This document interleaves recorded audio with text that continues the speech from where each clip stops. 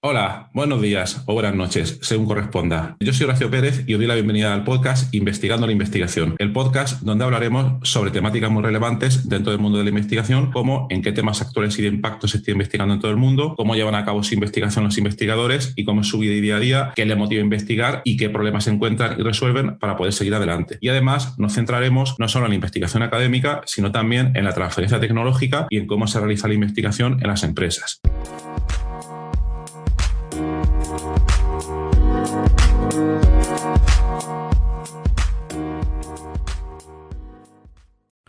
Hola, hoy es martes 8 de marzo de 2022 y este es un nuevo episodio de exploración o reflexión, como lo quieras llamar.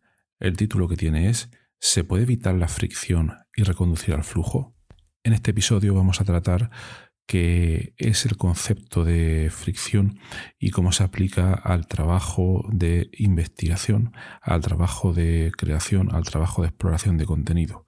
Y luego también cómo y si se puede reconducir a un estado de flujo y qué consecuencias puede tener este proceso. En primer lugar, el estado de fricción se produce cuando, como su nombre indica, cuando hay un rozamiento entre lo que queremos hacer o nos proponemos hacer y el resultado que nos da la realidad. Podríamos poner como, por ejemplo, cuando planificamos realizar una serie de tareas a lo largo del día, o como cuando, por ejemplo, nos proponemos escribir un documento, un artículo, y nos proponemos un plan determinado. Vamos a dedicar un día entero, 5 días enteros a hacerlo, hacemos un plan maravilloso y luego cuando nos ponemos a hacerlo nos pasan muchísimas cosas menos lo que queremos hacer, que es tener ese documento, ese artículo escrito. Esa es la sensación de, yo aquí denominaría fricción, o que a veces también se suele llamar el folio en blanco, el síndrome del folio en blanco en el caso de la escritura, y que tiene muchísimos otros nombres y que quizás también se puede generalizar con el nombre de procrastinación. Este estado se produce por muchísimos motivos en los cuales no voy a entrar, pero podríamos citar principalmente 1, falta de energía; 2, falta de motivación; 3, falta de un convencimiento real de que se puede hacer la tarea en la cual nos hemos embarcado y que nos hemos propuesto realizar o llevar a cabo; y otra podría ser una mezcla de todas las anteriores. Bien, por supuesto estamos suponiendo que todas estas razones dependen única y exclusivamente de nosotros, que son razones completamente internas. El caso extremo, el caso opuesto sería el caso del flujo, donde podemos realizar una tarea sin esfuerzo alguno y, como ya se conoce al haber escuchado esa frase, donde todo fluye, donde nos cuesta muy poco realizar esa tarea. Aquí, a su vez, podríamos diferenciar dos tipos de situaciones en las cuales se produce este flujo y que desde mi punto de vista son muy relevantes. Razón 1 es cuando esta situación de flujo se produce de manera totalmente inesperada y sin haberla planeado. Es decir, puede ser que nos pongamos a hacer una determinada tarea y luego en cualquier momento nos acordamos de que tenemos que hacer cualquier otra cosa y entramos en flujo, nos vemos muy inspirados para poder hacerla y no podemos parar. Nos sale todo sin apenas resistencia, nos sale un montón de energía para poder realizarla y evitamos cero fricción al poder hacerla. Un ejemplo podría ser cuando nos planeamos, por ejemplo, escribir un informe que no nos apetece nada hacerlo, y cuando llevamos 5 minutos y no nos sale nada, de repente nos acordamos, por ejemplo, que teníamos que escribir un post de un blog, que es algo que nos apetece más, o responder mediante correo electrónico al mensaje que nos ha enviado algún amigo, etcétera, etcétera, y nos ponemos con esa otra tarea y entramos a flujo sin ningún problema y vemos que en esos momentos todo fluye. Pues este caso sería tareas o situaciones, mejor dicho, que no hemos planeado de antemano.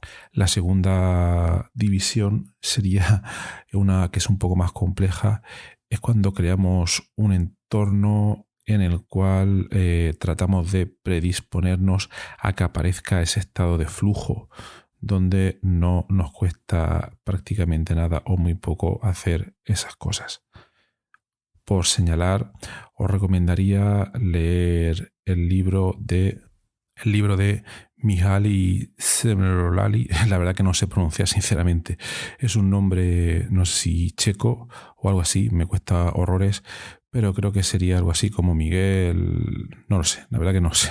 Pero bueno, el libro se titula Fluir, una psicología de la felicidad, y donde este señor estuvo investigando el trabajo realizado por muchos creadores de tanto de contenido, obras musicales, obras escritas de muy diverso tipo y a muy diferentes niveles, y hasta que observó que aquellos que producían obras con mayor intensidad eran aquellos que entraban en ese estado que hoy en día ya todos denominamos estado de flujo, pero que cuando este libro se escribió no quedaba todavía nada claro lo que era ese estado de flujo, y habían otras muchas teorías psicológicas, pero no me voy a meter en eso. La cuestión es cómo se puede conseguir ese estado de flujo, y como hemos dicho anteriormente, están esas dos maneras: uno, de forma inesperada, y dos, creando o planeando un entorno que favorezca su aparición.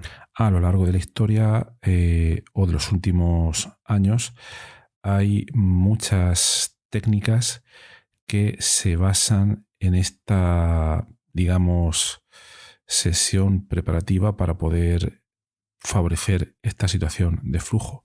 Entre ellas podríamos comentar la técnica método GTD, Getting Things Done, de David Allen, que pretende, yo tengo mis dudas, pretende prepararnos de manera adecuada para que procesemos todas, o que preparemos nuestro sistema, un sistema de trabajo, para que cuando llegue el momento de ejecutar podamos entrar en una especie de flujo y que podamos procesar gran cantidad de tareas pendientes sin muchísimo esfuerzo. Esa sería un poco la idea del método. Esa idea también es compartida por el método Autofocus de Mark Forster, que tiene un libro muy interesante que se llama Do It Tomorrow, que dedicaré un episodio otro día, y que se basa en un precepto muy similar, aunque al comparar con GTD la preparación no es tan exhaustiva ni tan, digamos, pesada. Permite crear una lista de tareas que debemos realizar, y mediante un método que se podría decir básicamente esto es lo que me apetece hacer en este momento, lo que más me apetece de toda esa lista, voy saltando de una tarea en otra con el mínimo roce posible para poder conseguir terminar en un espacio de tiempo determinado el mayor número posible de esas tareas.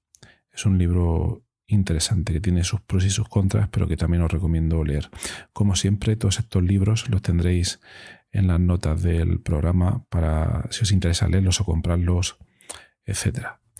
Por último, también quería comentar el, digamos, inventor del método Zettelkasten, Niklas Luhmann. Digamos inventor, por decir algo, pero fue este señor el que desarrolló el método tal y como lo conocemos a día de hoy. Y también os pondré un enlace a un episodio anterior del podcast donde lo comentaba. Fue este señor el que, a la hora de explorar conexiones entre ideas a través de las notas que él creaba, comentó que la manera más idónea para poder hacerlo era nunca realizar nada que no te apetezca. Es decir, si uno se va a poner a buscar relaciones entre todas esas ideas, debe hacerlo tal y como le parezca, tal y como le resulte más fácil, algo así como siguiendo la senda o el camino de la mínima resistencia. Y yo creo que quizás este señor hay que creerlo, sabiendo la gran cantidad de libros, unos 60 o 70 que llegó a escribir durante toda su vida. Algo de razón debería tener.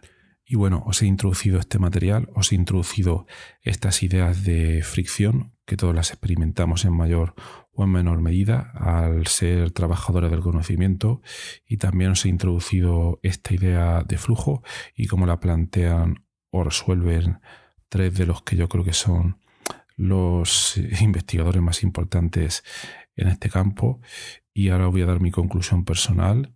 Yo creo que es una técnica a explotar y que tiene muchísimo potencial.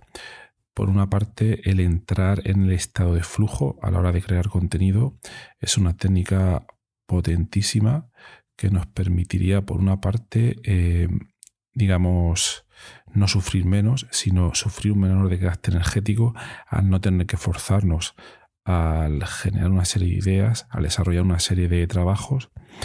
Y por una parte también permitiría el estar en este estado de flujo aumentar nuestro rendimiento al procesar una serie de tareas o generar una serie de contenidos de una manera mucho más eficiente. La cuestión obvia aquí es ¿cómo? ¿Cómo podemos hacerlo? Pues bien, ya habéis escuchado un resumen de 3 métodos que se prestan a ellos a poder preparar ese estado de flujo.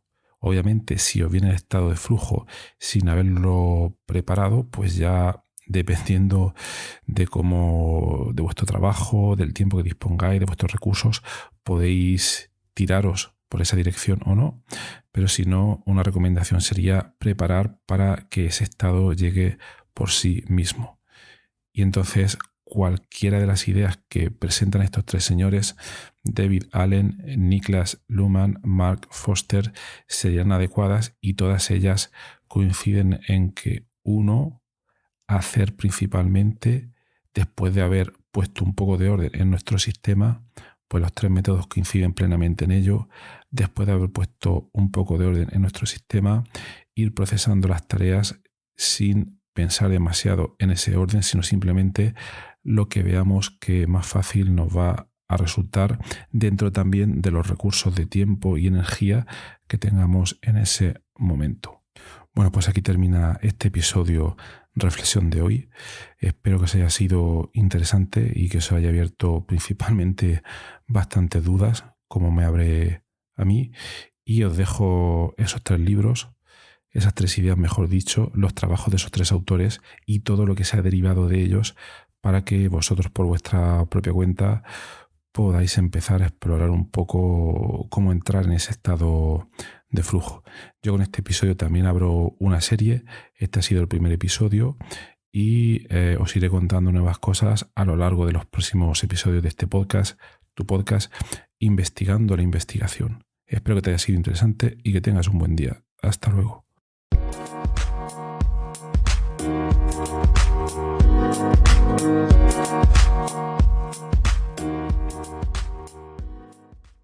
Gracias por estar ahí y por escuchar este podcast.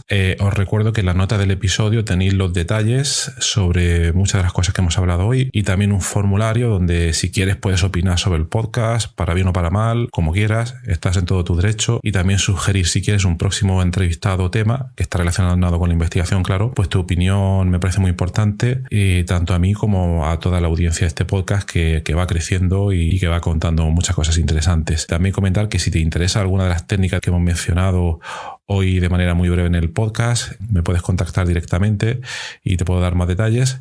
Y por último, si te ha gustado, te agradecería muchísimo que lo recomendases a quien veas que le puede interesar y difundirlo por las redes sociales o donde sea. Y nada, y si estás en Apple Podcast, pues ponernos ahí 5 estrellas o 4, como quieras. Siempre viene bien. Muchas gracias. Hasta luego.